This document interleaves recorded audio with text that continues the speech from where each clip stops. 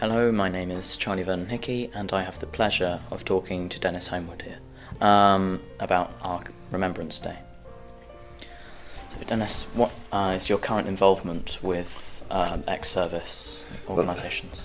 I am a member of the Royal British Legion, the Royal Tunbridge Wells branch.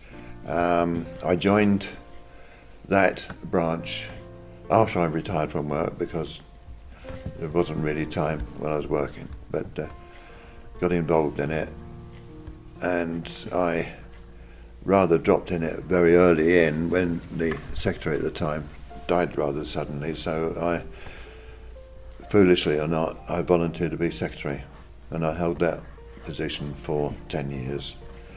And I now more or less, well, so I'm still in the Royal British Legion. I'm freelancing, I liaise with between the branch and other ex-service organisations, and of course I continue around the schools delivering the poppies and meeting lovely people as we do here.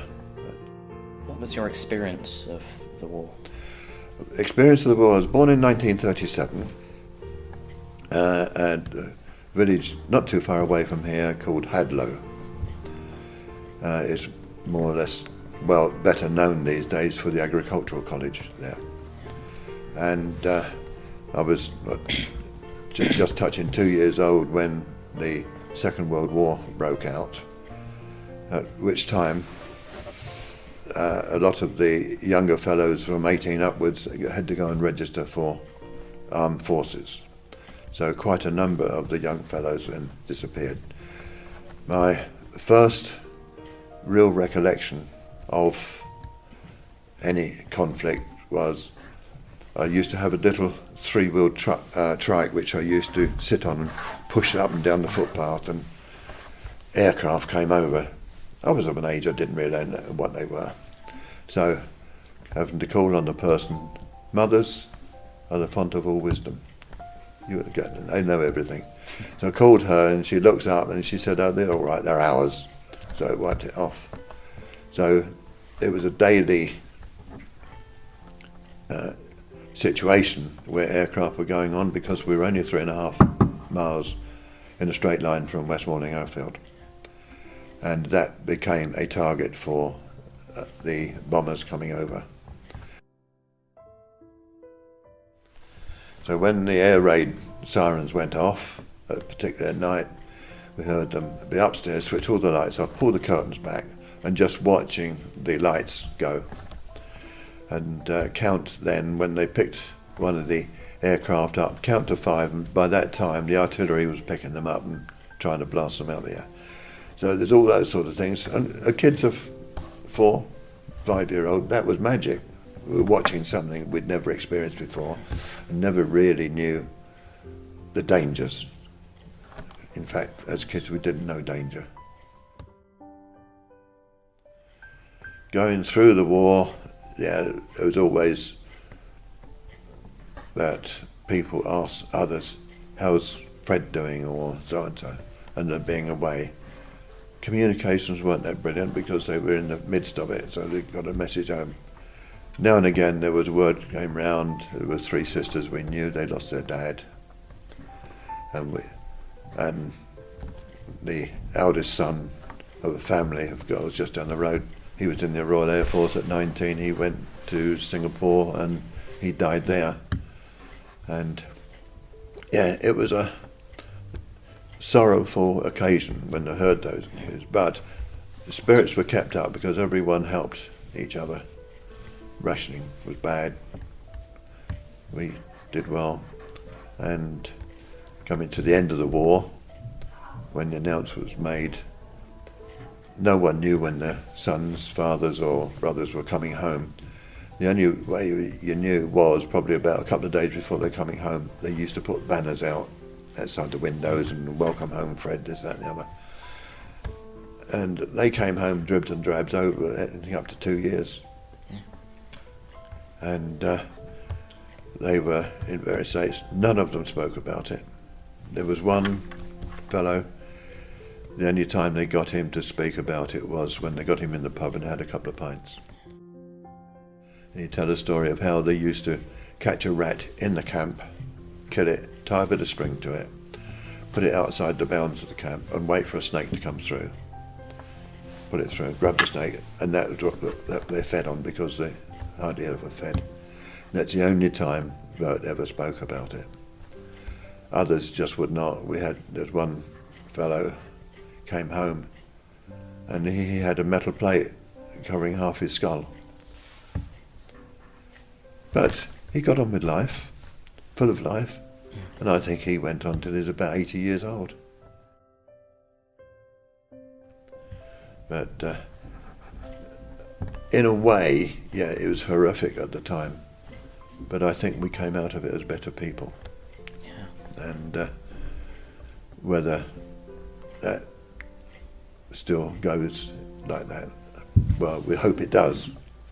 We all learn by disasters. Even walk out into a street, you know, you're not to walk in front of that fast car. So we came out of it as better people. Over the years, we've had quite a number of combatants here. Of course, about 4 years ago, we had Les Green, who came. He went into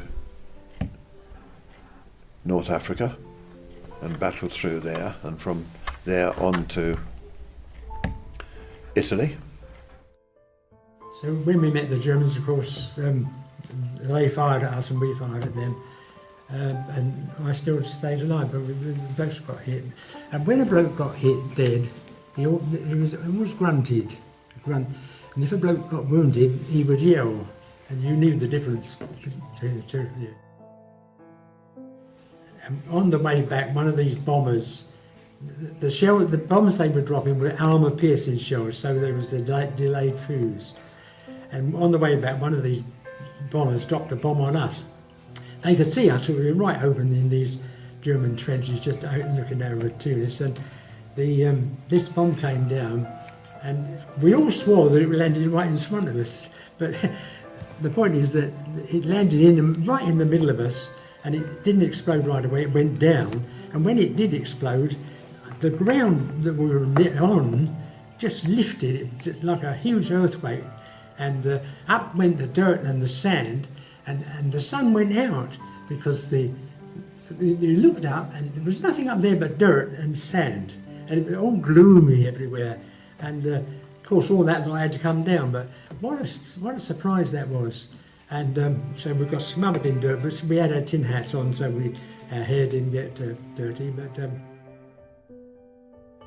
another one where some of your students here will remember.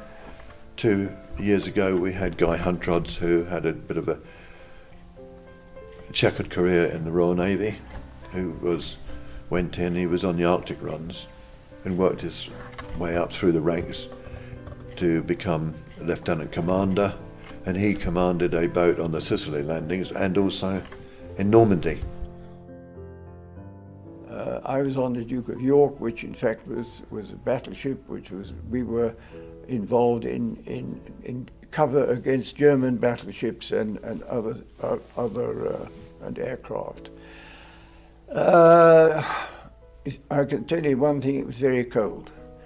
And because I did convoys in 1941 winter, 1942, and I was an ordinary seaman and 18 and very immature, but when you're young you'll do anything, and you coped with it, but it was not comfortable. It was bitterly cold, and when you were on duty 4 hours, off 4 hours, you had to be on duty at action stations at dawn and dusk, and dawn in mid-Arctic. Dawn is at about 10 o'clock in the morning, and dusk is at about 2. And so you might be in your hammock having a rest, but you still have to go to your action station. So it was a pretty hard life, and the food wasn't great, and it was a bit dodgy. Of course, and last year we had Alf Hunt, who also went into North Africa, and there he earned, or was awarded the military medal for holding a gun emplacement while the rest of his unit were able to withdraw. and we were told we were going to do a landing further up the coast behind the enemy lines early hours of the morning, and we were welcomed off by Montgomery. And so off we went, and for a third landing, no opposition at all. Marvellous, we thought, this is. And we went inland about a couple of miles and took our position on the hills, and it was nice and quiet until the following morning, when the men in the advanced positions could hear tanks, German tanks. And we had no tanks, no artillery at all. And eventually these tanks were not only heard, they were seen. And we were then given the order, the only time I ever heard the order given by the colonel, every man for himself. So we both ran down the hill and found some cover by the river there. And on the way down, the signals officer said to me, "Oh, Corporal Hunt, where's the aerial on your radio?" And I said, "Well, I suppose it's got knocked off by a branch in the tree." And he said, "Well, go back and get it." And I said, "Well, awfully sorry, but the colonel's given us every man for himself." "I'll go back and get it," he said. That's the last we saw of him. He was smashed to smithereens, apparently, just for a piece of metal. Yes. And so all these people with fantastic stories, and it's a pity that only recently they've been able to talk about them. And it helps others, and that to realise that, yeah, they've done a lot of things but keep quiet about it. And I should be meeting a few of those on Remembrance Sunday at Whitehall. Have you got a message for the current generation? The current generation, my message to them is to take advantage of every opportunity that's put in front of them. As far as schooling is concerned, not only to hear, but to listen. Don't think you know the story by reading the headlines, which unfortunately a lot of people do. Read the whole story, but take every advantage. Get your heads down, make the most of what opportunities are available. You don't always get dealt a good hand, but there's a lot of people, and a couple of the students here, you know, quite honestly, years ago they would have been discarded. I don't have to tell you who they are, but they're being given an opportunity and they're grasping it and taking it, and that was witnessed at your prize giving last year. But no, to take every advantage of the opportunities that are available and enjoy life other than that.